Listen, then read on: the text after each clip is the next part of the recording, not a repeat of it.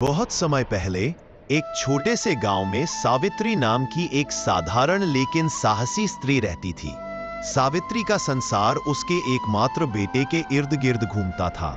उसका बेटा बहुत बीमार रहने लगा और गांव के वैद्य ने कहा, अगर ये अगला सावन देख पाएगा तो भगवान की कृपा होगी। सावित्री का दिल टूट गया, लेकिन उसने हार नहीं मानी। उसने अपने बेटे की लंबी उम्र के लिए देवताओं से प्रार्थना शुरू कर दी। तभी एक दिन उसे गांव के बुजुर्ग स्त्रियों से पता चला ज्योतिया व्रत के बारे में। एक ऐसा व्रत जो माताएं अपने बच्चों की दीर्घायु और रक्षा के लिए करती हैं। सावित्री ने निश्चय किया, जब तक मेरा बेटा स्वस्थ ना हो जाए मैं हर साल यह व्रत करूंगी।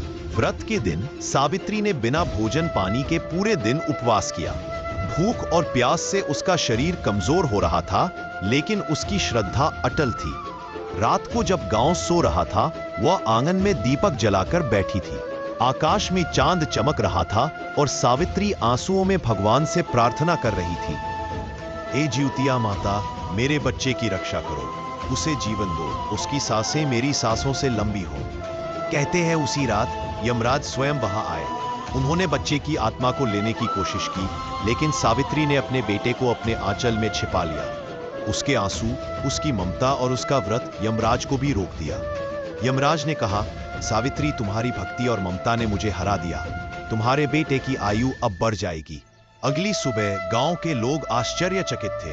सावित्री का बेटा स्वस्थ होकर आंगन में खेल रहा था। उस दिन से हर साल माताएं अपने बच्चों की लंबी उम्र और रक्षा के लिए ज्योतिया व्रत करती है।